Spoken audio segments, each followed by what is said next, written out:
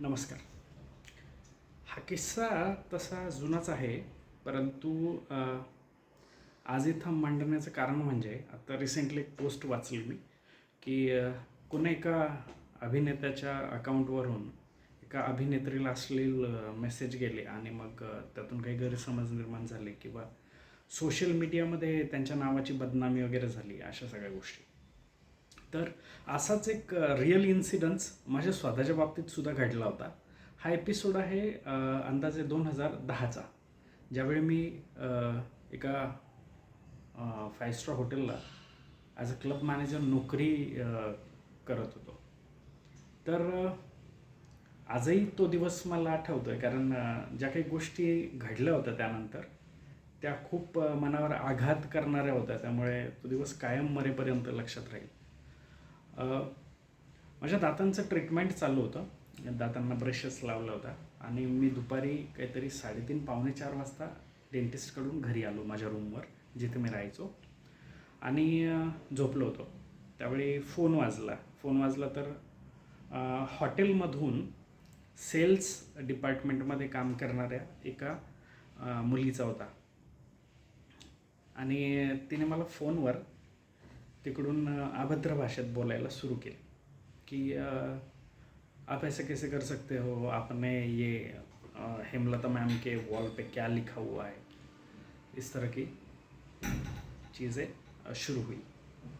तर आता ती एकंदर काय बोलत होती, ती ज्या आक्रोशाने बोलत होती त्या आक्रोशामुळे मला तिला म्हणायचं काय नेमकं हेच लक्षात येत नव्हतं. ज्या पद्धतीने ती आक्रोशाने बोलत होती किंवा रोषाने बोलत होती, तर तिचा मुद्दा काय आहे हे सुद्धा माझ्या लक्षात येत नव्हतं तिच्या बोलण्यातून. आणि मी कन्फ्यूज होऊन मग फोन कट केला, कारण मला ऑलरेडी खूप दातांमध्ये पेन होत होतं आणि अनबेरेबल होतं ते. त्यामुळे मी तो विषय तिकडे कट केला. मग मला पुन्हा दुसऱ्या एका मुलीचा फोन आला की आपको कुछ शर्म है या फिर आप इस तरह से कैसे कर सकते हो, हाँ, कुछ लिहाज होना चाहिए आपको, आप एक डेजिग्नेटेड प्रोफेशन पे हो, पोस्ट पे काम करते हो, आपको इतनी तो समझ होनी चाहिए, फला चीज़ है. तो फिर ना रहते हुए मैंने पूछ ही लिया, मैंने कहा हुआ क्या है ऐसा, मैं तुमसे पहले भी किसी का फ़ोन आया था, वो भी मुझे सुना रहा था, क्या हुआ है मुझे कोई बताएगा. तो सामने से वो व्यक्ति कह रही है कि जैसे आपको कुछ पता ही ना. अब वाकई मुझे ये चीज़ पता नहीं थी कि हुआ क्या है. तो उसने गुस्से में किसी और लड़की को फ़ोन थमा दिया. तो उसने कहा कि ये आपने क्या लिखा है हेमलता मैम के वॉल पे. मैंने कहा मैंने कहा लिखा है कुछ. तो कहती है आपके फेसबुक से हेमलता मैम के वॉल पे जो भी लड़की थी जिसके बारे में ये लिखा गया था, जिसके वॉल पे ये लिखा गया था, उसके वॉल पे आपने गालियाँ दी है. अब वो दौर ऐसा था कि उस वक्त फ़ोन में इंटरनेट एक्सेस करना, मतलब रिचार्ज के पैक्स और वो, तो मुझे होटल में वाईफाई मिलता था, इसलिए मैं इंटरनेट वगैरह नहीं चलाता था फ़ोन में सेल्युलर से. तो मैं उस परेशानी की हालत में, जिसमें मेरे दांत बुरी तरह से पेन कर रहे थे, मैं नज़दीक के साइबर कैफ़े में पहुंचा और वहाँ जाके मैंने लॉगिन किया. तो मैंने देखा सब कुछ क्लीन है, और इतना मैं प्रो था भी नहीं कि मैं इसको फेसबुक को इस्तेमाल करूँ. फेसबुक हालांकि नया नया आया था उस वक्त, और इतना कुछ यूज़ करने की समझ नहीं थी. खैर, मैंने देखा अपने वॉल पे, वहाँ पे कुछ भी ट्रेसेस नहीं मिले.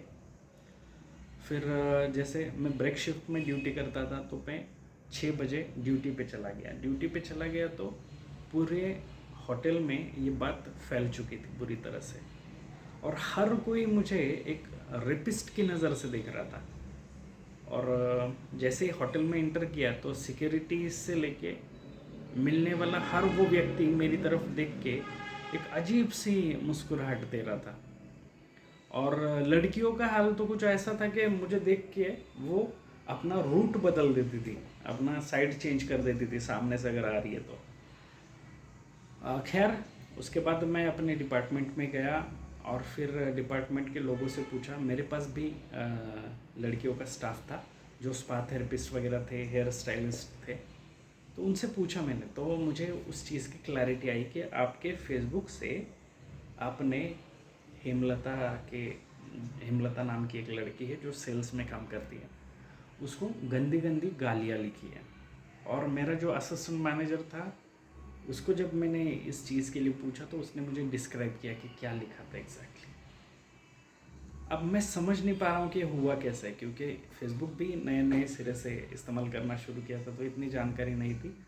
और खैर मेरा पासवर्ड मुझे पता है, तो ये कैसे हो सकता है, ये हैक भी हो सकता है, इस तरह का कोई आइडिया नहीं था। अब उस लड़की से भी कई बार मुलाकात हुई, पर ऐसा हो रहा था कि होटल में कोई भी जो स्टाफ है, फीमेल स्टाफ है, वो मेरे साथ आई कांटेक्ट नहीं कर रहा था। इनफैक्ट कुछ लड़कियां तो ऐसे भी थी कि जो रास्ता भी बदल देती थी, और कुछ एक लड़कियां ऐसी भी थी जो मेरे सामने से अगर गुजरे तो वो थूक देती थी मेरे सामने।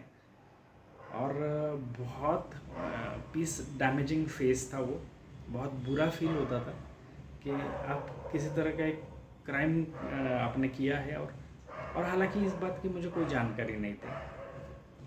अब इस चीज़ में कुछ एक महीने का टाइम चला गया।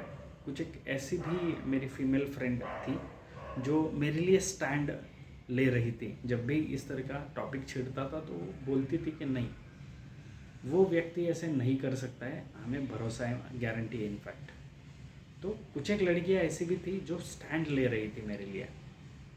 फिर 1.5-2 महीने का टाइम निकल गया, और एक दिन जैसे मेरे ही रूम पे कुछ एक जो साथ में काम करने वाले दोस्त थे, उनका रीयूनियन हुआ, और दारू पार्टी कर रहे थे। तो किसी ने, जिसने जिसने किया था या जिसके सामने हुआ था, तो उसको अक्सर मैं बुरे टाइम में मदद किया करता था, जो भी जिस भी तरह की मदद होती थी मैं किया करता था। तो उसको ना उस दिन बहुत बुरा फील हुआ, और उसने मतलब बोल ही दिया कि यार एक कन्फेशन करना था यार, तुम्हारे साथ ना बहुत गलत हुआ। मैंने कहा क्या हुआ? तो कहता है तुम्हें याद है ऐसा ऐसे हुआ था? मैंने कहा हाँ, कैसे भूल सकता हूँ, याद है मुझे बिल्कुल। तो कहता है पता है वो किसने किया था? कहता है वो XYZ व्यक्ति का नाम अब नहीं लूँगा मैं, कि ये इसने किया था। मैंने कहा क्यों? तो खैर वो उस लड़की के पीछे पड़ा था, और वो उसको भाव नहीं दे रही थी, तो फिर गुस्से में आके उसने ये हरकत कर दी। मेरी गलती ये थी कि मैं वहाँ IT डिपार्टमेंट में फ्री के इंटरनेट के चक्कर में फेसबुक लॉगिन करके इस्तेमाल करता था। और उस दिन हुआ ये कि मुझे अचानक से इमरजेंसी कॉल आया मीटिंग के लिए, और मैं वो लॉगिन किया हुआ फेसबुक वैसे ही छोड़ के चला गया, और पीछे से वो व्यक्ति वहाँ पे एंटर हुआ IT में। और क्योंकि हमारा कॉमन फ्रेंड था, तो IT में हर किसी को एक्सेस नहीं होता था, कुछ एक सिलेक्टिव मैनेजर्स थे उनको था, और वो भी उनमें से एक था। तो वो वहाँ पे आया, और जहाँ से मैं उठा था उसी चेयर पे वो बैठा था, और उसने देखा सामने, जब हिस्ट्री में उसने देखा कि यहाँ पे लॉगिन किया हुआ है फेसबुक में, तो जो लड़की थी वो ऑलरेडी मेरे फ्रेंड लिस्ट में थी। तो इसने उसके वॉल पे वो गालियाँ लिख दी, और जैसे ही इस बात का हंगामा हुआ और ये बात फैल गई, तो वो जो IT मैनेजर था जो मुझे कन्फेस भी कर रहा था, तो उसने उस चीज़ को हटा दिया और मेरा फेसबुक वहाँ से लॉग आउट कर दिया। खैर ये टाइम जाने के बाद ये चीज़ उस मैनेजर ने ही बताई। फिर जब ये चीज़ पता चली तो उसके बाद मैंने भी अपनी भाषा में उसको समझाया। इनफैक्ट वो मेरे जब बैठा था तो स्टेयरकेस पे बैठा था और मेरे पैरों के पास ही था, और अगले 2 मिनट बाद वो सारी स्टेयर्स को क्रॉस करते हुए नीचे जाके गिर चुका था। और उसको समझाने के बाद मेरी भाषा में ये चीज़ ऑफिस पहुंचने पर मैंने अपने MD को भी बताई।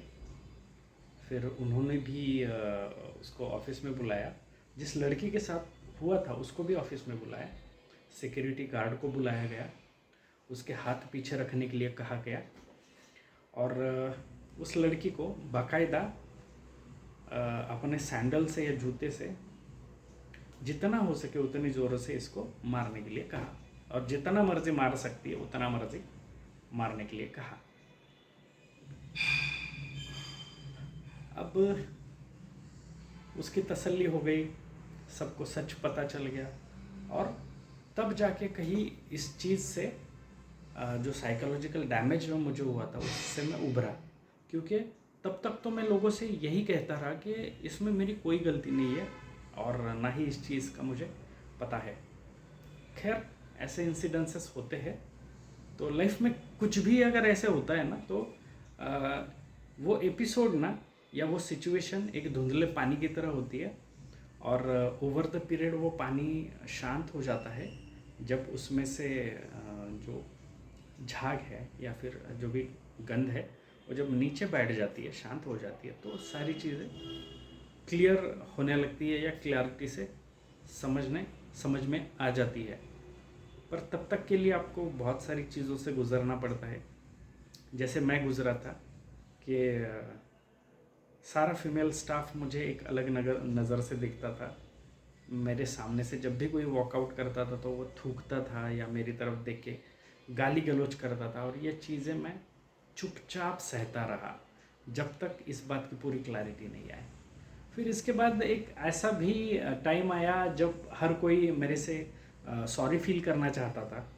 जो लोग मुझे इंसल्टिंग ट्रीटमेंट देते थे, मेरे सामने थूकते थे, मुझे डिसरिस्पेक्ट करते थे, उन्होंने बाद में सॉरी भी फील करना चाहा। और हालांकि जब मैं बदल चुका था तो मैं उनके लिए वैसे ही बना रहा कि इसके बाद भी मुझे एक्सपेक्ट नहीं है कि आप मुझे रिस्पेक्ट दो, जैसे चल रहा है ठीक उसी तरह से चलने दो। I am not interested to prove myself again. बहुत सारी चीज़ें सीखने मिलती है ऐसे इंसिडेंसेस से, और ये एक फेज़ था मेरी लाइफ में। Thank you.